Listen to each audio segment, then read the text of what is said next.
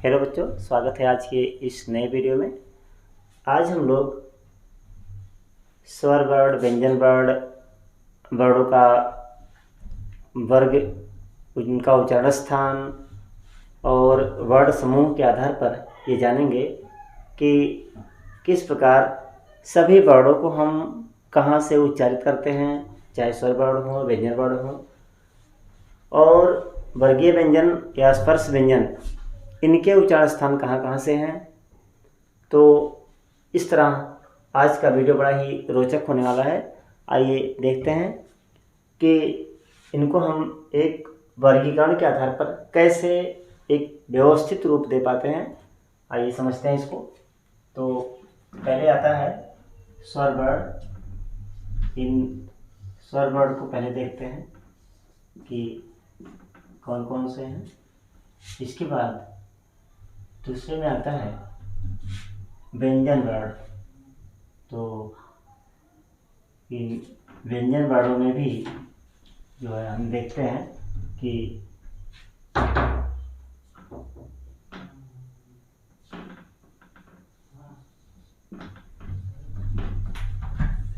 व्यंजन वर्ण कौन कौन से हैं, कितने प्रकार के हैं।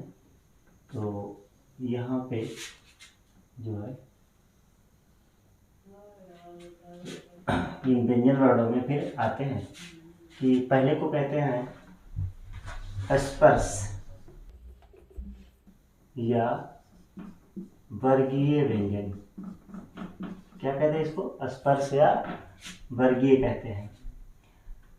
इनका वर्ग क्या है? वर्ग का नाम, किस वर्ग में आते हैं। फिर अंतस्थ क्या होता है,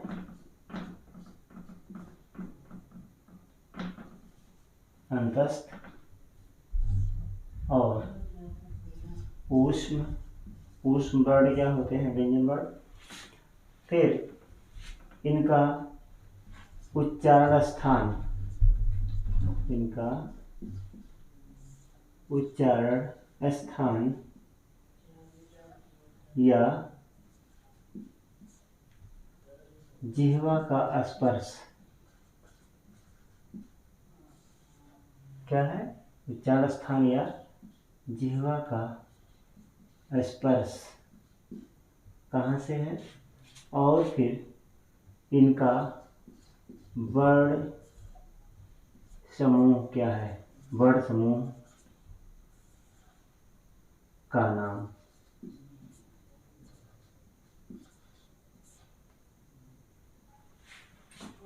तो इस तरह से इस चार्ट के माध्यम से हम देखते हैं कि किस तरह से स्वर और व्यंजन वर्णों के उच्चारण स्थान कहाँ कहाँ से हैं। तो पहला आता है आ, लघु और दीर्घ। इसके अलावा विसर्ग। स्पर्श या वर्गीय व्यंजनों में का, खा, गा, घा और अंगा, ये पांचों वर्ण हैं। इनके वर्ग को हम का वर्ग में रखते हैं, का वर्ग के नाम से जानते हैं। इसके अलावा अंतस्थ जो है, अंतस्थ का कोई वर्ण नहीं आता है, जबकि उस वर्ण का हा जो है इसी के अंतर्गत आता है। इन सभी का उच्चारण स्थान कंठ है, कंठ से होता है, कंठ से। और इनके वर्ण को जो है कंठ वर्ण कहते हैं। इनके वर्णों को हम, वर्ण समूहों को हम कंठ वर्ण कहते हैं। दूसरा है ई, दोनों ही ई वर्ण, लघु और दीर्घ ई। इसके अलावा चा वर्ग के सभी वर्ण, चा, छा, जा, झा, इया, ये पांचों वर्ण हैं चा वर्ग के। तो ये सभी चा वर्ग के सभी वर्ण हैं। इसके अलावा अंतस्थ का या आता है, ऊष्म का ऊष्म सा आता है। इन सभी का उच्चारण स्थान तालु से है, इस नाते इसे तालव्य वर्ण कहते हैं। तालव्य वर्ण। तीसरे प्रकार का वर्ण है, स्वर वर्णों में आता है री। इसके अलावा टा वर्ग के सभी वर्ण टा, ठा, डा, ढा, ड़ा। तो ये सभी आ रहे हैं टा वर्ग में। इस बात का ध्यान रहे कि टा से शुरू होने के नाते इसको हम टा वर्ग के अंतर्गत रखते हैं। इसके बाद अंतस्थ में रा आता है, ऊष्म वर्ण के रूप में मूर्धन्य सा आता है। और इन सभी वर्णों का, चाहे वह स्वर वर्ण में हो, व्यंजन वर्ण में हो, अंतस्थ या ऊष्म, इन सभी वर्णों का उच्चारण स्थान या उच्चारण करते समय हमारी जिह्वा का मुख के स्पर्श होने का जो भाग है वो होता है मूर्धा। यानी हमारी जिह्वा कहाँ स्पर्श करती है? मूर्धा को। मूर्धा से स्पर्श होने के नाते इसे मूर्धन्य वर्ण कहते हैं। इसे मूर्धन्य वर्ण कहते हैं। फिर चौथा है, चौथे प्रकार का वर्ण है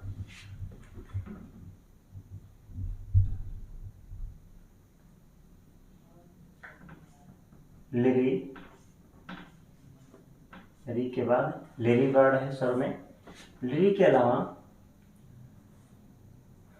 ता, था, दा, धा, ना, ये सभी हैं। ता से उच्चारण होने के नाते चा ता वर्ग में ये सभी वर्ण रखे गए हैं। यानी इन सभी को हम ता वर्ग के अंतर्गत जानते हैं। तो ता वर्ग के सभी वर्ण हैं।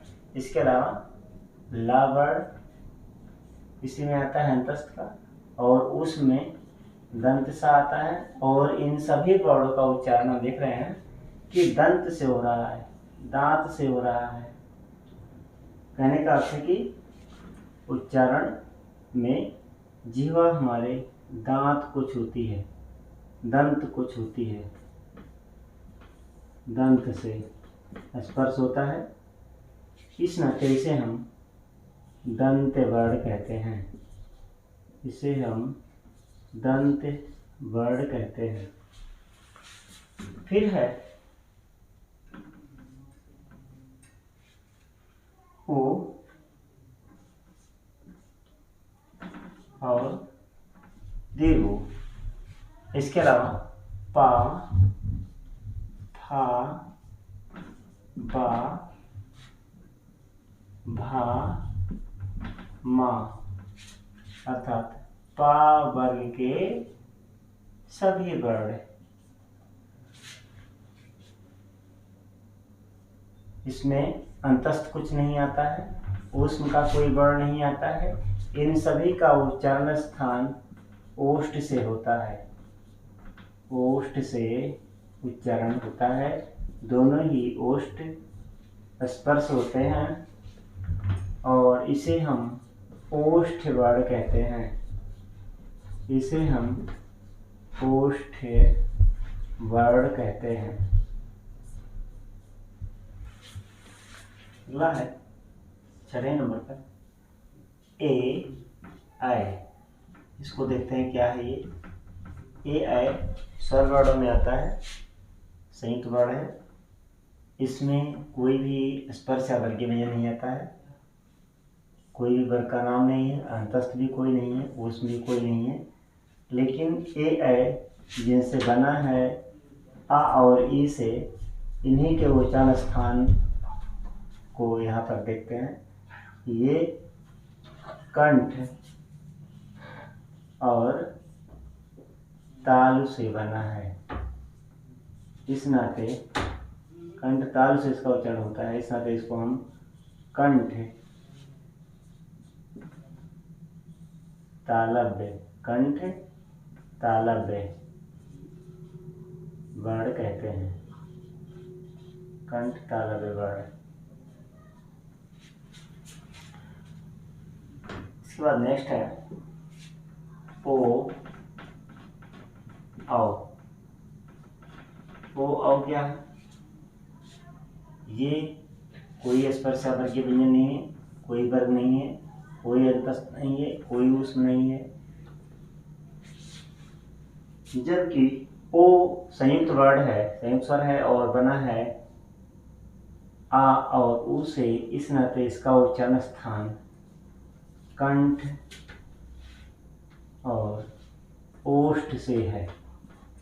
कंठ और ओष्ठ से है, इसलिए इसके वर्ण समूह का नाम हो जाएगा कंठ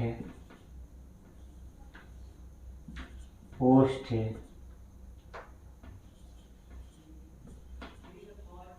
वर्ण। कंठ ओष्ठ वर्ण। अगला है